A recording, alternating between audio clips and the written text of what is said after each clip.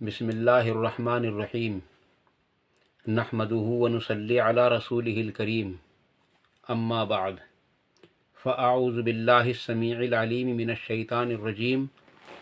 بسم اللہ الرحمن الرحیم قال اللہ تبارک وتعالی فی کتاب الکریم ان اللہ وملائکتہ یصلون علی النبی یا ایہا الذین آمنوا صلوا علیہ وسلموا تسلیما اللہم صلی علی محمد وعلی آل محمد کما صلیت علی ابراہیم وعلی آل ابراہیم انک حمید مجید اللہم بارک علی محمد وعلی آل محمد کما بارکت علی ابراہیم وعلی آل ابراہیم انک حمید مجید رب اشرح لی صدری ویسر لی امری واحلل عقدۃ من لسانی یفقہوا قولی ربنا آتنا فی الدنیا حسنۃ وفی الآخرۃ حسنۃ وقنا عذاب النار ربنا آتنا من لدنک رحمۃ وہیئ لنا من امرنا رشدا لا الہ الا انت سبحانک انی کنت من الظالمین حسبنا اللہ ونعم الوکیل یا حی یا قیوم برحمتک استغیث لا حول ولا قوۃ الا باللہ العلی العظیم۔ گزشتہ دنوں میں نے ایک ویڈیو ڈالی تھی جس کا عنوان تھا سود۔ اس کے بارے میں ہم سے زبانی کئی لوگوں نے سوالات بھی کیے ہیں کہ آپ نے اس کے اندر چند ایک حدیث ڈالی ہیں، اگر اس میں اور زیادہ اضافہ کر دیا جائے تو اور بھی زیادہ بہتر ہوگا۔ تو عزیز دوستو، اگرچہ پوری احادیث تو میں آپ کے سامنے پیش نہیں کر پا رہا ہوں ابھی، اور کتب احادیث کے اندر ان احادیث کی مجھ کو تلاش ہے ابھی بھی کہ وہ حدیث کہاں کہاں ہیں۔ البتہ میں آپ کے سامنے چند ایک حدیثیں بیان کروں گا، اور اس سے پہلے میں آپ کے سامنے قرآن کریم کی آیت پیش کرنا چاہتا ہوں، کیونکہ قرآن کریم سے جو چیز شروع ہوتی ہے اس کے اندر برکت بھی ہوتی ہے، اور اس کے اندر جو ہے عمل کرنے کا ایک کمال بھی ہوتا ہے۔ عزیز دوستو، میں آپ کے سامنے جو قرآن کریم کی آیت کا ترجمہ پیش کر رہا ہوں وہ سورۃ البقرہ کی آیت ہے، اور اس کا آیت نمبر ہے 275۔ سود کی مذمت کے بارے میں اللہ تبارک و تعالیٰ نے ارشاد فرمایا کہ جو لوگ سود کھاتے ہیں وہ قبروں سے اس حال میں اٹھیں گے کہ وہ بالکل ایسے ہوں گے جیسے ان سے جن لپٹ گیا ہو، یعنی پاگل پن میں، مدہوشی کے عالم میں، اور ایسے حالات سے گزر رہے ہوں گے جیسے یہ بالکل پاگل ہو گئے ہوں۔ اچھا، قرآن کریم نے اس کی وجہ بھی بیان فرمائی کہ اس کی وجہ کیا ہے۔ وہ تو ظاہر ہے کہ اس کی وجہ یہی ہے کہ وہ لوگ سود کھاتے تھے، لیکن قرآن کریم نے جو اس کی وجہ بیان کی ہے وہ یہ کی ہے، وہ اس لیے ہوگا کہ وہ لوگ یہ کہا کرتے تھے، کیا کہا کرتے تھے کہ سودا بیچنا نفع لینے کے اعتبار سے بالکل ایسا ہی ہے جیسا کہ سود کھانا، یا سود کھانا نفع کے اعتبار سے بالکل ایسا ہی ہے جیسا کہ سودا بیچنا۔ تو عزیز دوستو، اس سے یہ پتہ چلا کہ بعض لوگ یہ کہتے ہیں کہ جب ہم ہر چیز سے نفع اٹھا سکتے ہیں تو ہم پیسہ دے کر کے بھی نفع حاصل کر سکتے ہیں کسی کو۔ عزیز دوستو، اس کے جوابات بہت سارے ہیں۔ اس کا جواب جو غیر علمی ہے وہ تو یہ ہے کہ ماں میں اور بہن میں اور بیٹی میں جو فرق ہوتا ہے وہی فرق بالکل بیوی کے اندر بھی ہوتا ہے، اور بیوی اور ماں اور بہن اور بیٹی کے درمیان میں اگر ان چاروں رشتوں کو ایک جگہ کر کے دیکھو تو ان میں کوئی فرق نہیں ہوتا، اور چاروں کا تعلق ایک مرد اور ایک عورت سے ہوتا ہے۔ تو اگر آپ لوگوں کے ذہن میں یہی ہے کہ سود کھانا حلال ہے کیونکہ نفع لینا ہر مال کے اعتبار سے حلال ہے، تو عزیز دوستو پھر سگی ماں اور سگی بہن اور سگی بیٹی کے ساتھ کرنا यानी कि सगी बेटी के साथ निकाह करना भी हलाल होता। तो आप इस बात को क्या पसंद कर सकते हैं? हरगिज़ नहीं कर सकते। इसी ज़मन में एक हदीस है जो अभी आपके सामने थोड़ी देर के बाद में आ जाएगी। नबी अकरम सल्लल्लाहु अलैहि वसल्लम ने इरशाद फरमाया कि सूद के यानी कि सूद के 73 से भी ज़्यादा, यानी कि सूद जो है वो 70 गुनाहों के बराबर है। आप सल्लल्लाहु अलैहि वसल्लम ने इरशाद फरमाया कि सूद 70 गुनाहों के बराबर है, और इनमें सबसे हल्का जो गुनाह है वो अपनी सगी माँ के साथ ज़िना करने के बराबर है।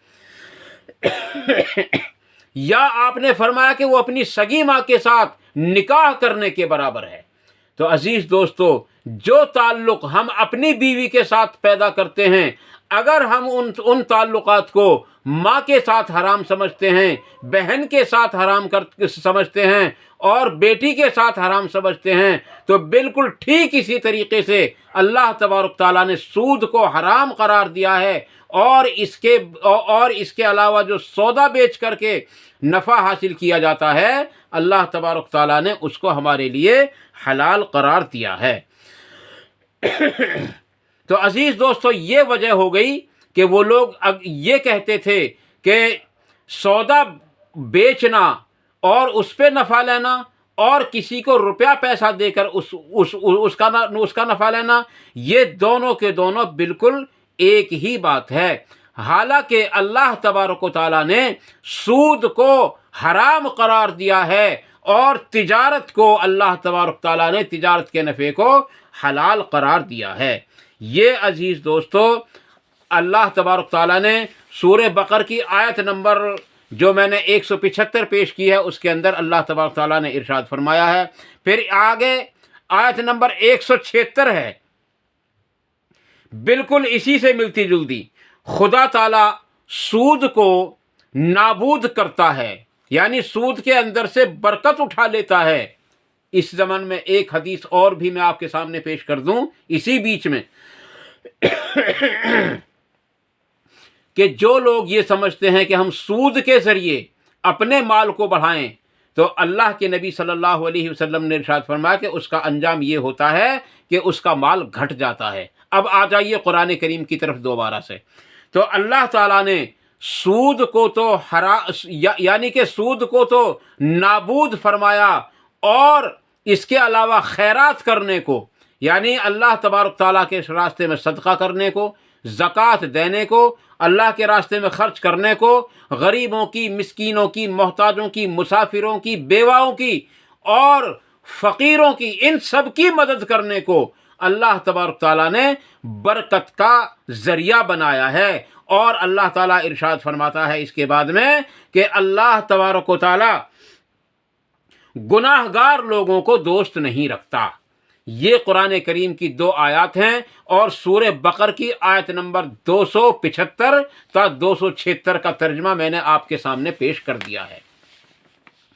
अजीज़ दोस्तों, अब मैं आपके सामने एक हदीस पेश कर रहा हूँ। ये पहली हदीस है जो मैं आपके सामने पेश कर रहा हूँ। हज़रत अबू हुरैरा रज़ी अल्लाह ताला अन्हु बयान करते हैं कि रसूल करीम सल्लल्लाहु अलैहि वसल्लम ने इरशाद फरमाया यानी रसूल अकरम सल्लल्लाहु अलैहि वसल्लम ने इरशाद फरमाया कि मैंने मेराज की रात में देखा कुछ लोगों को कि उनके पेट बिल्कुल मकानों की तरह बने हुए हैं।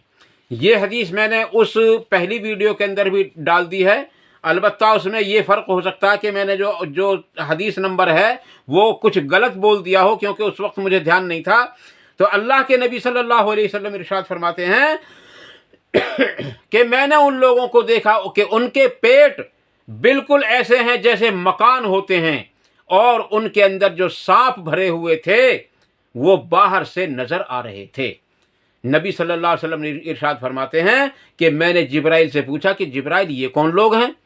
तो आप सल्लल्लाहु अलैहि वसल्लम ने इरशाद फरमाया, वो हज़रत जिब्राइल अलैहिस्सलाम ने आप सल्लल्लाहु अलैहि वसल्लम को बताया कि ए नबी सल्लल्लाहु अलैहि वसल्लम, ए अल्लाह के रसूल सल्लल्लाहु अलैहि वसल्लम, ये वो लोग हैं जो दुनिया में सूद खाया करते थे। ये वो लोग हैं जो दुनिया के अंदर सूद खाया करते थे। और ये हदीस है इब्ने माजा के अंदर। अजीज़ दोस्तों, ابن ماجہ میں جو ہے اس کا نمبر ہے یعنی 2273 نمبر ہے اس کا، اور یہ حدیث آپ کو مل جائے گی اور بھی کئی کتابوں جیسے کہ مسند احمد ہے، اس کے اندر بھی یہ جو ہے حدیث مل جائے گی، اور تحفۃ الاشرف ایک کتاب ہے اس کے اندر بھی یہ حدیث مل جائے گی۔ تو عزیز دوستو، اگرچہ اس حدیث کی سند ضعیف ہے، میں آپ کو یہ بھی بتا دوں کہ اس حدیث کی جو سند ہے وہ ضعیف ہے، البتہ نبی اکرم صلی اللہ علیہ وسلم نے جو یہ بات بتلائی کہ ان کے پیٹوں کے اندر سے سانپ نظر آ رہے ہیں، عزیز دوستو اگر یہ بات صحیح ہو تو کتنی ڈراؤنی اور کتنی وہ بات ہے کہ ہم سب کو جو ہے یہ بات ہلا سکتی ہے۔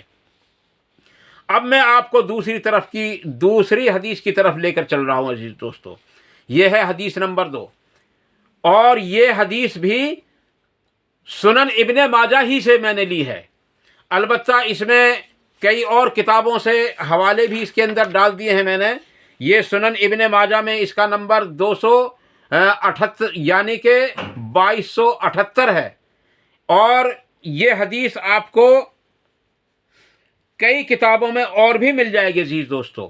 یہ حدیث ہے حضرت ابو ہریرہ رضی اللہ تعالیٰ عنہ اس کے راوی ہیں، یہ کہتے ہیں کہ نبی اکرم صلی اللہ علیہ وسلم نے ارشاد فرمایا کہ لوگوں پر ایک زمانہ ایسا بھی آئے گا کہ کوئی آدمی سود سے نہیں بچ پائے گا، یہاں تک کہ اگر کوئی اس کو نہ بھی کھائے گا تو اس تک اس کا غبار ضرور پہنچ جائے گا۔ عزیز دوستو، یہ بات بالکل آج کے وقت میں بالکل صادق اتر رہی ہے۔ وہ کیسے؟ جس کا پیسہ بینک کے اندر پڑا ہوا ہے وہ یقیناً سود کھا رہا ہے۔ نمبر 2، آدمی کسی نہ کسی بہانے کے اعتبار سے سود پر قرض لے لیتا ہے اور پھر سود دیتا ہے، تو عزیز دوستو اس تک بھی سود کا غبار پہنچ جاتا ہے۔ میں آپ کو اس حدیث کے آنے سے پہلے ایک حدیث بیان کر دوں۔ نبی اکرم صلی اللہ علیہ وسلم نے ارشاد فرمایا کہ سود کے 70 دروازے ہیں، یعنی 70 طریقے سے آدمی تک سود پہنچ جاتا ہے۔ مثلا جس پر ہمارا قرض ہے ہم اس کی کسی چیز سے فائدہ اٹھا لیں، مثلا ہمارا کسی پر قرض ہے اور ہمارے دماغ میں یہ بات آئے اس پہ ہمارے اتنے پیسے، چلو ہمارا اتنا کام تو کر ہی دے گا وہ، عزیز دوستو یہ سود ہو جاتا ہے۔ اس لیے نبی اکرم صلی اللہ علیہ وسلم نے ارشاد فرمایا کہ سود کے 70 نہیں بلکہ 73 دروازے ہیں، 73 طریقے سے سود آدمی تک پہنچ جاتا ہے۔ تو عزیز دوستو، نبی اکرم صلی اللہ علیہ وسلم فرما رہے ہیں کیا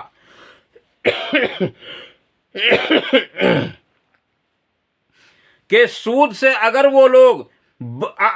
اگر کوئی بچ بھی جائے گا وہ اور اس کو نہ بھی کھائے گا تو اس کا غبار اس تک ضرور پہنچ جائے گا۔ یہی اس حدیث کا مطلب ہے کہ اس کا غبار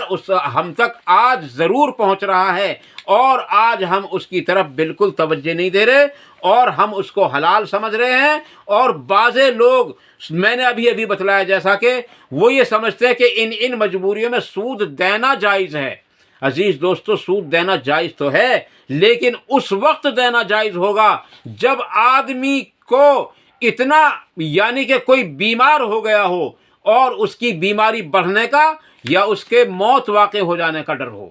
اور اس کو کہیں پیسہ نہ مل رہا ہو، تو اس حال میں سود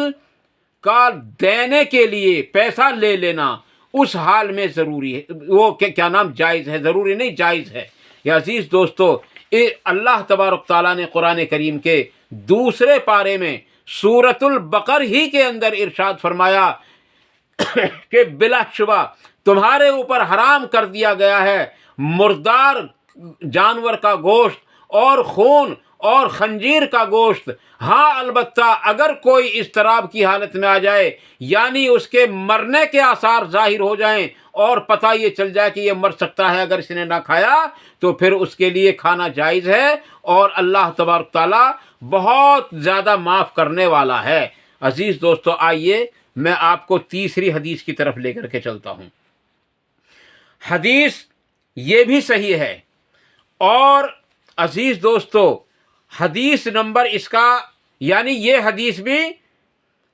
جو ہے سنن ابن ماجہ ہی سے میں نے لی ہے، یہ حدیث بھی میں نے سنن ابن ماجہ ہی سے لی ہے، اور اس کا بعد میں آپ کو نمبر بھی بتلا دوں گا۔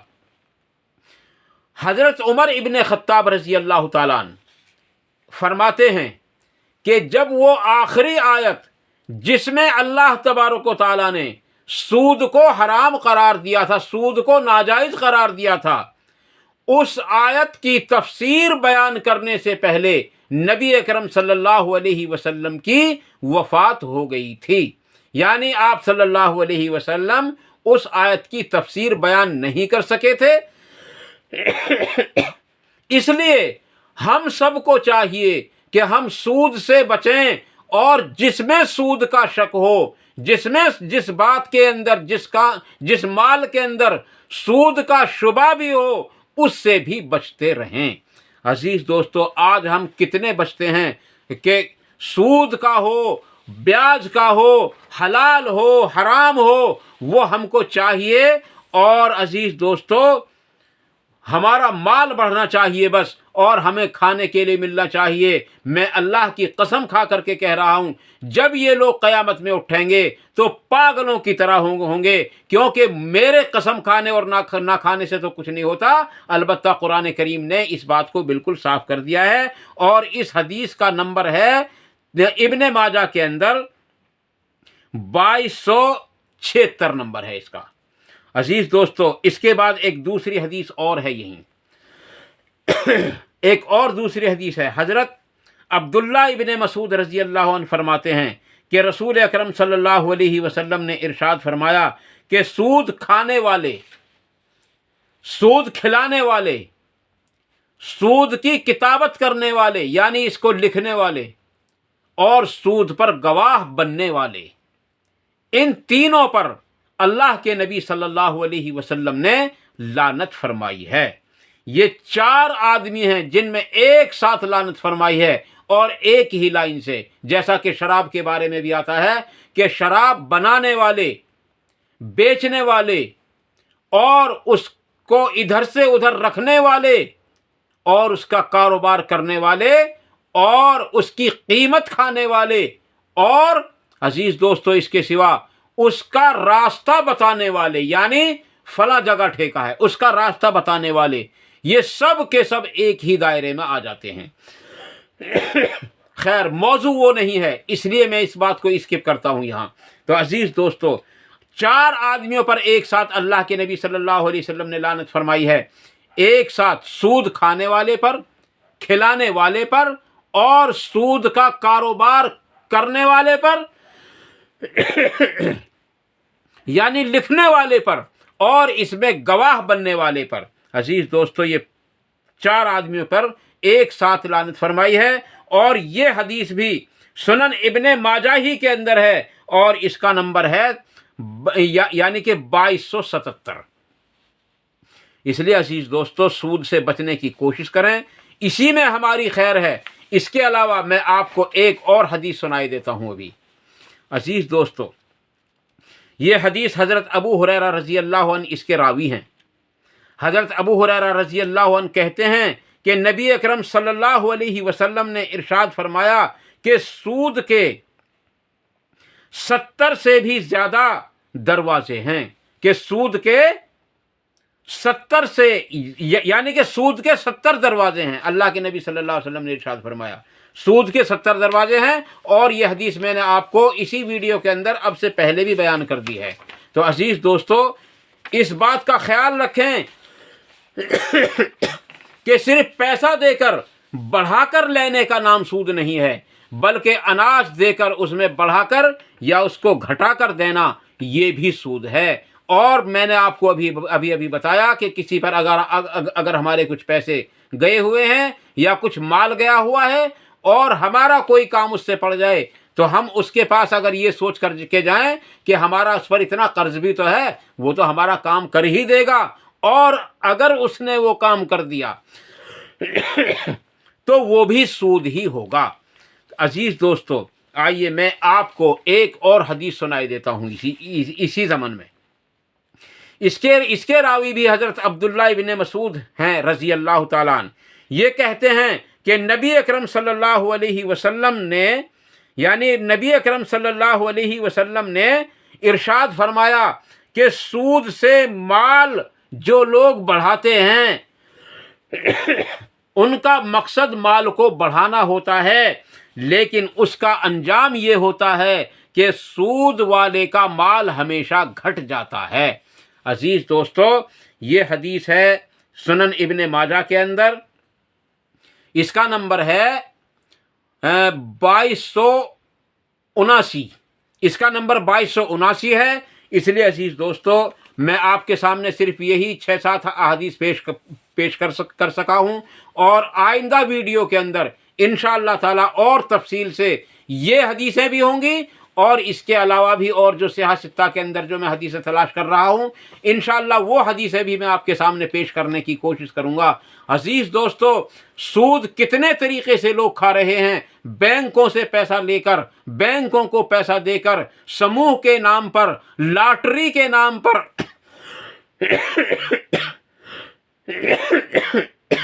ڈرو کے نام پر، اور بہت سارے مقامات ایسے ہیں جن کے ذریعے سے سود کھایا جا رہا ہے، اور جن کے ذریعے سے سود کھلایا جا رہا ہے، اور جن کے ذریعے سے سود کی کتابت بھی ہو رہی ہے، اور جو سود کے کاروبار کو خوب لوگ مزے کے ساتھ انجام دے رہے ہیں۔ خدا نخواستہ